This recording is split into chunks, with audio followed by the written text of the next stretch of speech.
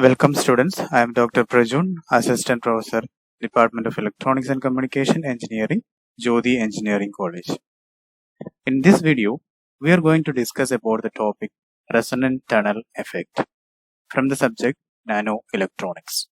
Diode. Resonant tunneling effect occurs when the current travels through a structure formed by two thin barriers with a quantum well between them.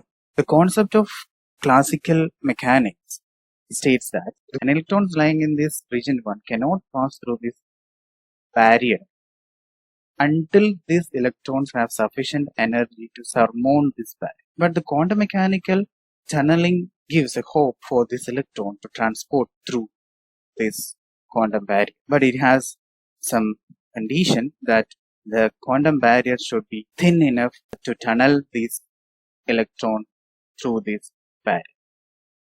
So that kind of transport is called perpendicular. So when an electron tunnel through this potential barrier, that constitute a perpendicular. So for this to happen, the barrier should be thin enough. So there will be some zones of negative differential resistance or NDR exist in its IV characteristics of the tunneling current of a heterostructure devices. So as you know, in NDR, the current level decreases for an increasing voltage.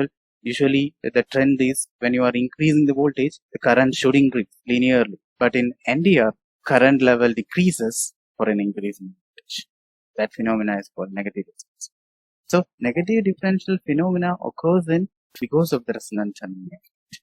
So in order to describe resonant tunneling effect, we'll use a resonant tunneling diode where a quantum well is separated by two quantum barriers. The thickness of the quantum well is thin enough so that it exists only one energy, E1. See this figure where a quantum well E1 is made of gallium arsenide. Its band gap is about 1.41 electron volt. It's low band gap. And this quantum well is separated by two quantum barriers. The quantum barriers are made of aluminum gallium arsenide. And the aluminum gallium arsenide is a high band gap material compared to gallium. And you will have two contactors. This is cathode and this is anode. These are made of N plus gallium arsenide.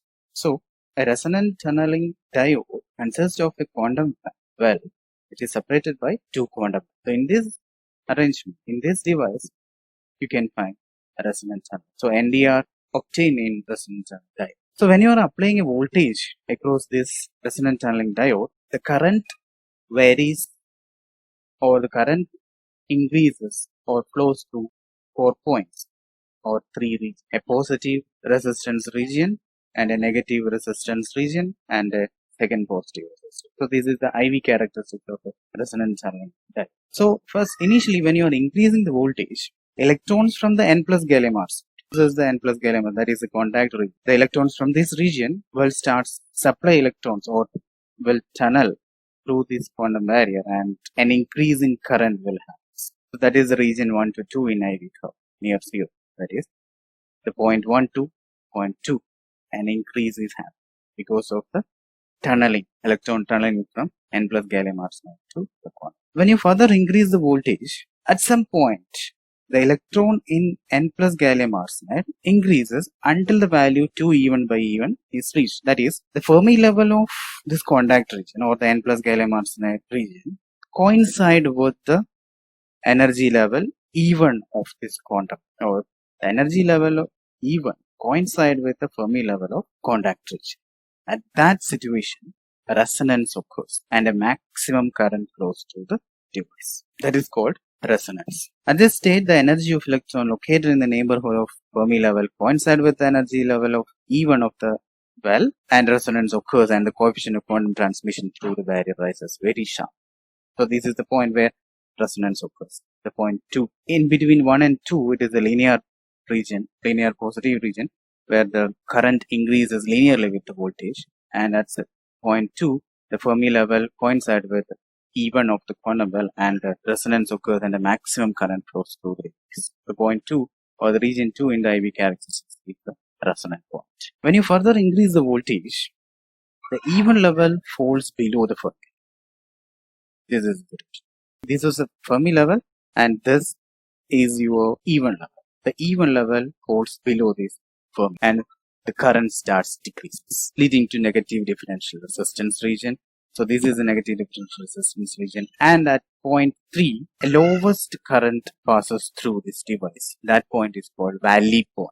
At valley point, the current through the device will be minimal, and the region between the point 2 and point 3 is called the negative differential region. At that region, when you increase the voltage, the current starts to decrease. So that is why it is called as negative resistance region. So when you increase the voltage beyond point 3, the current rises again due to the thermionic emission. So this is a case 4, when you increase the voltage again, this even level lowered again, and the an electron from this contact region can directly transport to the anode region by thermionic emission, and the current increases drastically. So this is the IV characteristics of a resonant tunneling diode, in which exist negative differential resistance and the resonant tunneling effect. So as I said, in the IV curve, it has 3 regions: a positive resistance region, and a negative resistance region, and a second positive resistance, and the resonance point. As I have already explained about resonant tunneling diode is made of a quantum well separated by 2 quantum barriers. The quantum well and barrier should be thin enough, and the quantum well should exist only discrete energy value. And in your IV curve, a negative differential resistance region occurs. Usually, the RTDs are characterized by PVCR. PVCR is the peak to valley ratio current. The peak value is at point 2, or at resonance you will get maximum. That is your peak current. And valley point is the point 3 in this IV, where a minimum current occurs. So the ratio of current between the peak point and the valley point is called PV. Usually for an aluminum gallium arsenide structures, PVCR is about equal to or greater than 5. So this will give a high frequency. Indium arsenide, such materials can give you much higher PVCR value of about 10. The operation of RTD I have already explained in the previous slides. It consists of 3 regions: positive resistance region, negative resistance region, and a second positive resistance. So as I have already said, you have a quantum well, thin quantum well. It consists of only even level, and the quantum well is separated by 2 quantum barriers. In the IV curve, you have 3 regions: positive resistance region, and a negative resistance region, and a second positive resistance. In the first positive resistance region, when you increase the voltage, the tunneling of electrons happens through the quantum pair, and the current increases linear. And at resonance, the even level coincides with EF level of the contact, and a maximum current flows at resonance. At negative resistance region, the even level falls below the Fermi level of contact, and the current decreases when you increase the voltage. And in positive resistance region, the current is due to thermal. This is an equivalent diagram of resonant tunneling diode. It consists of a negative resistance in parallel with diode capacitance and a series resistance R. So the frequency of this device can be given as F is equal to 1 by 2 pi RC. So in order to increase the frequency, the capacitance of this device has to be reduced. So in order to increase the frequency, the capacitance is reduced by using a low-doped semiconductors for fabricating this. When you are using a low-doped semiconductor for fabricating RTD, a wide depletion region between barrier and collector region will happen, and it reduces the effective capacitance.